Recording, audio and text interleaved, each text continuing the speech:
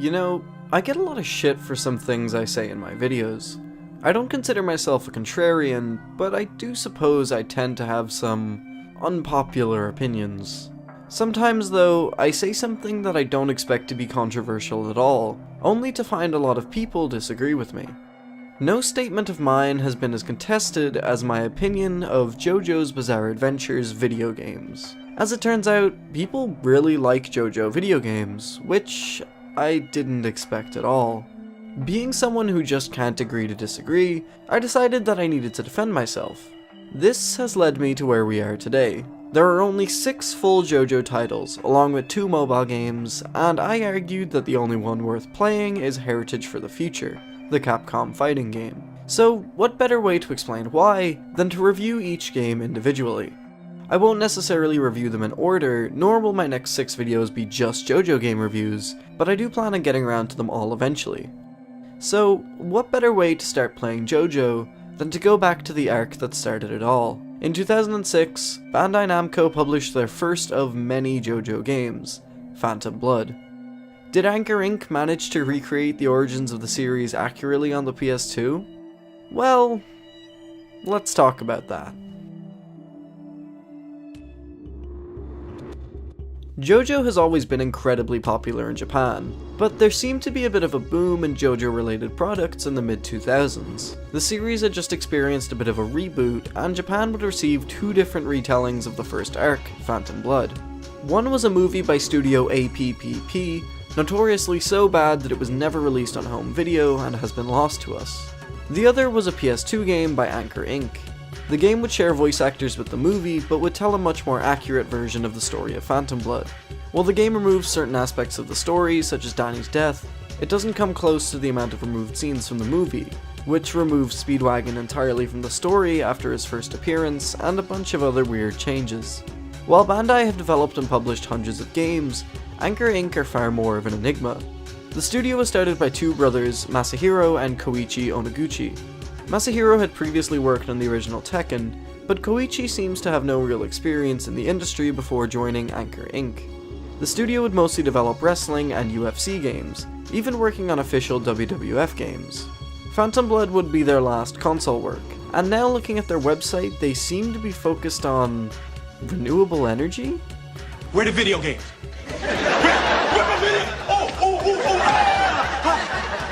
I can't breathe.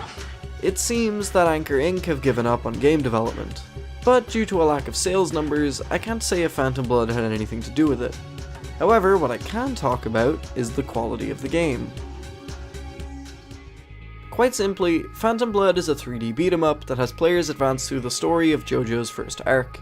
The first thing you'll notice when looking at this footage is that this game does not look like it came out in 2006. For some context, 2006 on the PS2 saw the release of Okami, Bully, Call of Duty 3, Yakuza 2, and Metal Gear Online.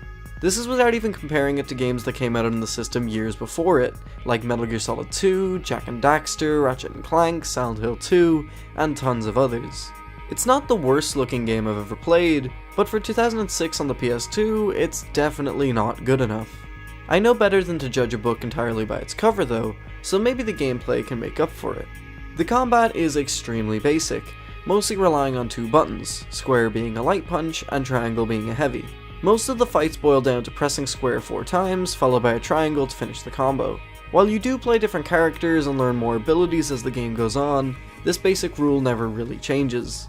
The game is split up into 25 chapters, each one consisting of 1 or 2 fights. Most of them involve beating a boss, but there are some variations such as defeating a certain number of enemies under a time limit. At the beginning of each chapter, the game shows you the move list of the character you're about to play. While each of them sticks to the same basic combo system, there is some slight variety in their gameplay. Most of the game you'll be playing as Jonathan, however he also has his differences. You see, for the first 8 chapters of the game, you'll be playing as pre-Hamon Jonathan, which is easily the weakest part of the game. His only attacks at this stage are his light and heavy hits. He has no real special moves and is extremely boring to play. Once he learns Hamon though, his gameplay becomes a bit more interesting. Now Jonathan has a number of Hamon attacks that can stun and damage enemies more, and a Hamon meter that you must charge by holding X. You also unlock the Overdrive ability, which you build up by doing damage and then pressing R2 to unleash on enemies. Unfortunately, even still, your gameplay will mostly involve stunning enemies and using your generic combo to deal with enemies quickly. Beyond just the controls, there are so many busted things about these fights. For one, enemies have red health, which replenishes extremely quickly, and only about 20% of the damage you do isn't converted to red health. For example, in the boxing match with Dio, he's extremely slippery and can dodge all of your attacks. The only consistent way to deal with him is to block his hit and counter, or hit him while he taunts. Because of the red health though, while waiting for him to attack again, he's quickly replenishing most of the damage you just dealt to him. This is less of a problem later on when you have more damaging attacks, but early on it's extremely punishing and just not fun to deal with. Other playable characters include Zeppeli, however his moveset is mostly just a faster version of Jonathan's Hamon abilities. You've also got a playable Speedwagon in some levels who attacks with a hammer and can somehow charge his hammer with Hamon? Just don't question it. Straight-So is also playable for one fight, which is extremely unfortunate because he's probably the most enjoyable character to play as. He's extremely fast and doesn't feel nearly as heavy as Jonathan. That's probably the adjective I would use to describe this game. Heavy. Everything about the way the characters move and hit feels extremely heavy. There's no lock-on, so you can sometimes completely miss enemies that are directly in front of you. The camera is also extremely sluggish and can't be used to look behind you as you run away from enemies. There's a button to center the camera, but it causes the screen to jerk violently, and you have to keep pressing it to face fast-moving targets. Overall, the gameplay is just heavy. For the most part, the game isn't particularly hard, but some of the chapters are just annoyingly difficult. While you struggle with the extremely stiff and awkward controls, the game expects you to pull off some weirdly specific stuff. For example, in Chapter 6, Jonathan is given a spear with a very limited moveset, and you have to go against Dio and 2 zombies. The game wants you to ignore Dio and focus on the 2 zombies, however, depleting the enemy's life bars doesn't kill them.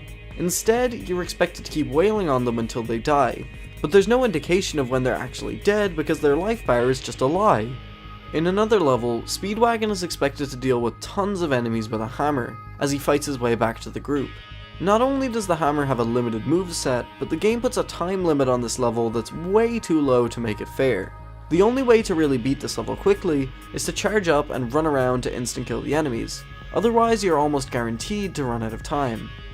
By far the worst level in the game comes in Chapter 13. In this chapter, the normal sluggish movement system is replaced by an even worse controlling swimming mechanic. Here, Jonathan can't use any of his Hamon abilities, and has an oxygen meter that you're expected to keep an eye on. All the while, Bruford can swim around way faster than you, has attacks that can take down a third of your health, and can knock you away from the oxygen sources extremely easily. I mean, just look at this. Does this look fun to you? A runner-up for worst fight in the game comes in Chapter 19, when Jonathan fights Doobie. In this fight, Doobie is accompanied by multiple allies which infinitely respawn, and only exist to interrupt your combos. On top of this, Doobie can poison you, which not only reduces your health slowly, but also increases the damage you take from normal hits. This fight basically turns into running around the room, charging your Hamon attacks, turning around to hit Doobie, and repeating. Looks fun, right? The main draw of this game seems to be the story, since the majority of your 5-hour playtime consists of watching cutscenes and reading text boxes. Since the game is only released in Japan, my limited Japanese means I can't read all the text. However, I can tell from the cutscenes that this is a fairly accurate representation of Phantom Blood. However, there's more to a good adaptation than just being accurate. For one, the music is okay, I suppose, but it's quite boring considering what it's meant to accompany. Some of the tracks reek of stock music, which is quite unfortunate considering JoJo's link with music. To reiterate a point from earlier, I do think the aspect that makes this adaptation particularly weak is the visuals. Most of the cutscenes consist of still shots recreated from the manga, and whenever the game does use 3D models, they look really bad. I mean, just look at this.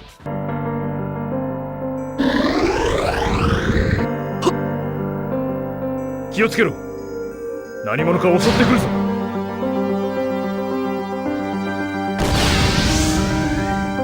いただきだぜ、ウスノロども。お、ゼペリさん、子供ですよ。僕らのカバン。 But wait, there's so much more.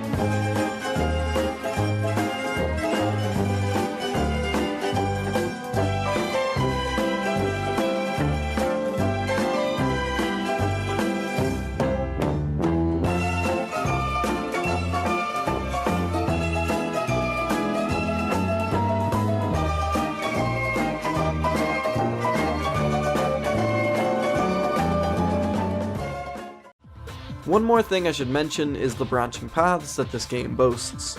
The game has a couple of fights that can have multiple outcomes, mainly for fights that Jonathan lost in the main story. For example, Jonathan can beat the two bullies who harass Erina, and also Dio in the boxing match. However, while this could be an interesting idea, very few of these fights have these multiple endings, and when they do, they barely even count as alternate endings. For example, after beating the two bullies, they find out Jonathan is a Joestar and beat him up anyway, making the whole fight redundant. As far as adaptations go, it does the bare minimum, but really it isn't anything special, unfortunately. All in all, there's not a lot to say about Phantom Blood on PS2. Sure, there's a lot of post-game content like challenge fights and a playable Dio Brando, but honestly, none of that matters when the main gameplay is as mediocre as this. The one saving grace is that the game is quite short, taking only around 5 hours to beat, so if you really want to see what I'm talking about, then give the game a shot yourself. The only enjoyment I can 100% guarantee is sitting around with your friends to laugh at the extremely bad 3D and relieve the frustration of some terribly designed levels. Besides that, I really can't recommend this game to any fans of JoJo. But hey, if you've played it, then let me know what you think. I somehow doubt there'll be a ton of people coming out of the woodwork to defend this game, but I've been surprised before. Basically, to sum all this up, this game came out in 2006. 気をつけろ。何者か襲ってくるぞ。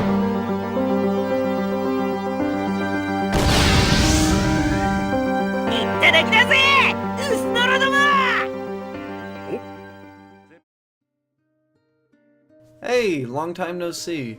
It's been a while since my last upload, but I think I'm back into it now. I had a really busy 2018. I spent a couple weeks in Japan. I was away, a lot of college work, so now we're back. We're back into it. But yeah, it's nice to be making videos again. This was a pretty small video. I just wanted to put out kind of as a tester to be like, oh, I can still edit. But I have a lot more bigger videos coming up that are on the back burner that'll hopefully come out soonish. I already know what the next video is going to be, so hopefully won't be too long between now and then. Yeah, if you liked the video, please give it a like, maybe share it with your friends if they like JoJo. If anybody has ever asked you, hey, are there any good JoJo video games? Send them this, please, because this game is not very good. But yeah, if you'd like to see more, hit subscribe, you know, keep up, whatever, all that dumb bullshit. Hopefully I'll see you guys soon. Probably, maybe. Not very good at this whole consistency thing. But yeah, I'll see you when I see you, which will hopefully be very soon. Thanks for watching, guys.